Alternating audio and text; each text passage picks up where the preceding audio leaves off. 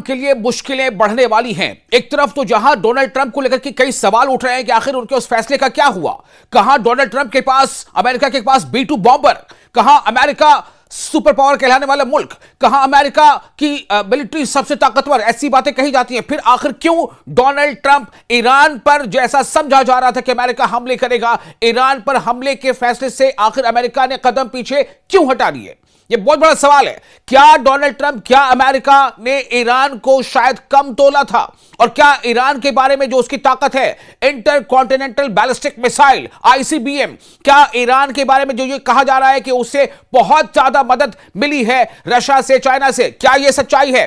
क्या ईरान से कहीं ना कहीं डोनाल्ड ट्रंप या अमेरिका डर गए इस बात को लेकर के, चूंकि ईरान ने कहा था कि अगर अमेरिका ने कोई ऐसा हमला किया तो अमेरिका के जितने भी अड्डे हैं बर्रे सगीर में या फिर मिड ईस्ट में, वो हमारे हमलों का निशाना बनेंगे। और चूंकि ईरान ने जो कहा था वो करके दिखाया था। आपको याद होगा कि जब 12-13 दिनों की जंग चली थी, पिछली जंग, जिसमें इसराइल पर लगातार ईरान ने ऐसे ऐसे मिसाइल दागे थे कि दुनिया देखकर हैरान रह गई थी। तो क्या ईरान के उसी दरमियान में जब ईरान ने कतर में जो अल उदैद में अमेरिका का जो फौजी अड्डा था उस पर जो हमला कर दिया था, क्या इस बात से अमेरिका ने यह कदम पीछे हटा लिया कि ईरान जो कहता है वो करके दिखाता है? कई ऐसे सवाल हैं। अब जो डोनाल्ड ट्रंप का अगला निशाना माना जा रहा है कि ग्रीनलैंड है। ग्रीनलैंड के मामले पर कहीं ना कहीं अमेरिका ने अपने सामने नाटो के दूसरे ममालिक को ही अपना दुश्मन बना लिया है, ऐसा समझा जा रहा है। और इसीलिए नाटो के एक साबिक सरबराह का कहना है कि ग्रीनलैंड पर वॉशिंगटन की गुंडागर्दी एक सख्त यूरोपीय रिएक्शन यानी रद्द-ए-अमल का तकाजा करती है। यानी वो सीधे तौर पर कह रहे हैं कि जो यूरोप के तमाम मुल्क हैं उनको किसी भी सूरत में अमेरिका या डोनाल्ड ट्रंप के सामने झुकना नहीं चाहिए, बल्कि मुकाबला करना चाहिए। अमेरिकी सदर डोनाल्ड ट्रंप पर वफादार शराकतदारों की दहाइयों की कुर्बानी को नजरअंदाज करते हुए इत्तेहादों का इस्तेहसाल करने पर वो तनकीद करते नजर आ रहे हैं। यानी कि अब जो यूरोप के ममालिक अक्सर व बेशतर अमेरिका के साथ किसी भी फैसले में शाना बशाना खड़े नजर आते थे, अब उसे कहीं ना कहीं एक टकराव देखने को मिल रहा है। आपको याद होगा ग्रीनलैंड के आसपास खुद फ्रांस और कई दूसरे मुल्कों ने भी अपनी फौज भेज दी है। डोनाल्ड ट्रंप के इरादे ऐसा लगता है कि वो पीछे हटने वाले नहीं हैं। मंगल के रोज इकोनॉमिस्ट पे लिखते हुए, यानी कई ऐसे अखबार पर सामने आ रहे हैं, कई ऐसे जो सोशल मीडिया प्लेटफॉर्म है वहां पर चीजें सामने आ रही हैं और हर तरफ से बात अब कही जा रही है कि कहीं ना कहीं जो यूरोप के बहुत सारे मुल्क हैं वो ग्रीनलैंड के मुद्दे पर अमेरिका के खिलाफ होते नजर आ रहे हैं।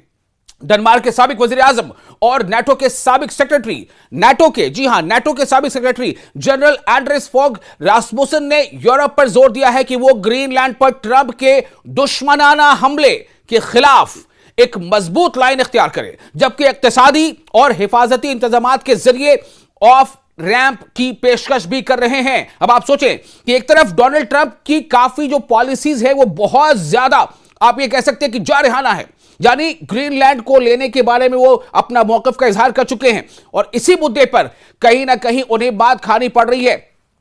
मात खाने का मतलब क्या है कि जैसा वो चाहते थे शायद वैसा नहीं हो पा रहा है। यूरोप के मुल्क बिल्कुल इस बात पर तैयार नहीं है। एक तरफ ईरान में कहीं ना कहीं डोनाल्ड ट्रंप के कदम पीछे हटाने को लेकर के वो वो जो है उन पर सवाल खड़े हो रहे हैं कि आखिर वो अमेरिका या डोनाल्ड ट्रंप चाहते क्या है। 2002 और 2021 के दरमियान 52 ऐसे मौके पर डेनमार्क के बेटों और बेटियों के झंडे वाले ताबूत अफगानिस्तान और इराक से वतन वापस आए, जहां उन गिरे हुए फौजियों ने अमेरिका के साथ शाना बशाना लड़ते हुए अपनी जानें दी थी। रासमुसन ने कारीन को यानी बताया है कि अगर ऐसा होता है ग्रीनलैंड के मुद्दे पर, अगर डोनाल्ड ट्रंप आगे लगातार बढ़ते हैं तो अब वक्त आ गया है कि उनका मुकाबला किया जाए। ये वो कह रहे हैं यूरोप के मुल्कों से।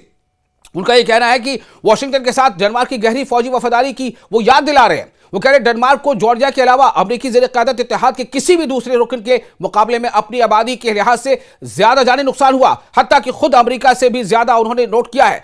ट्रंप आर्कटिक में अपने तज़वीराती फौजी बहल वक़ू और रूस और चीन के साथ अजीम ताकत के मुकाबले में इसकी बढ़ती हुई अहमियत और जमीन के नायाब मादनियात समेत उसके वसी गैर इस्तेमाल शुदा कुदरती वसाइल की वजह से ग्रीनलैंड का कंट्रोल हासिल करना चाहते हैं। अमेरिकी सदर ग्रीनलैंड के कंट्रोल को अमेरिकी ताकत को पेश करने और तवील मुद्दती जोग्राफियाई यानी जो कहते हैं जोग्राफिकल सियासी फायदा हासिल करने के तरीके के तौर पर भी देखते हैं। ये फर्ज करते हुए कि अमेरिकी इक़्तिसादी और फौजी गलबा यूरोपीय इत्तेहाद और डेनमार्क की खुद मुख्तारी को जेर कर सकता है। अब आप सोचें कि वो यूरोप के देश जिनमें डेनमार्क तो है ही, अब जो खास तौर से फ्रांस जो है बिल्कुल कहीं ना कहीं एकदम अपोजिट लाइन में चल रहा है। अब सवाल ये पैदा होता है कि बर्तानिया का, ब्रिटेन का इसमें क्या रुख होगा।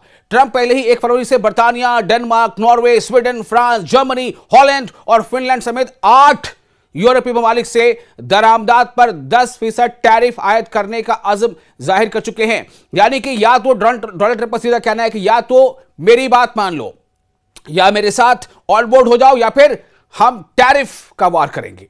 तो डोनाल्ड ट्रंप टैरिफ का वार करना चाहते हैं, इसीलिए अब यह बातें सामने आ रही है कि उनका मुकाबला करना है।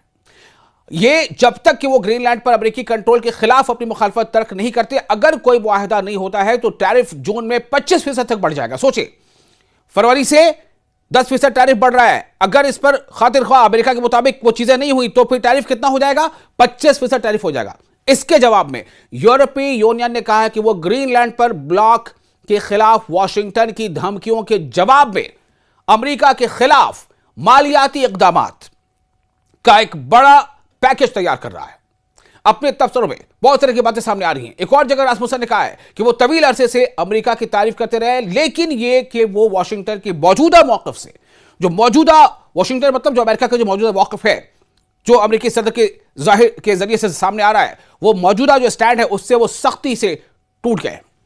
डेनमार्क के वज़ीर आज़म और नेटो के सेक्रेटरी जनरल की हैसियत से मैं अमेरिका को आज़ाद दुनिया का फितरी रहनुमा समझता था। वो अपनी बात कह रहे हैं, ये नाटो के सेक्रेटरी है साबिक। लेकिन सदर डोनाल्ड ट्रंप के अमेरिका के सबसे वफादार इत्तेहादियों में से एक के खिलाफ दुश्मनाना कार्रवाइयों को देखते हुए मुझे अब यह नतीजा अखज़ करना चाहिए कि बहुत हो चुका। उन्होंने नोट किया। अब रासमुसन क्या कह रहे हैं आगे? रासमुसन ने इस बात पर भी जोर दिया है कि ग्रीनलैंड को अमेरिका के लिए कोई खतरा नहीं है और वो पहले ही इत्तेहाद की तरफ से ढाल है। यानी वो कह रहे हैं कि अमेरिका ऐसा क्यों समझता है कि अमेरिका को ग्रीनलैंड की तरफ से कोई खतरा है। उन्होंने आगे कहा कि अगर रूस या चीन ने ग्रीनलैंड में फौजियां उतारने की कोशिश की तो उनका मुकाबला नेटो इत्तेहादियों की मुश्तरका ताकत से किया जाएगा, अकेले डेनमार्क की अफवाह से नहीं।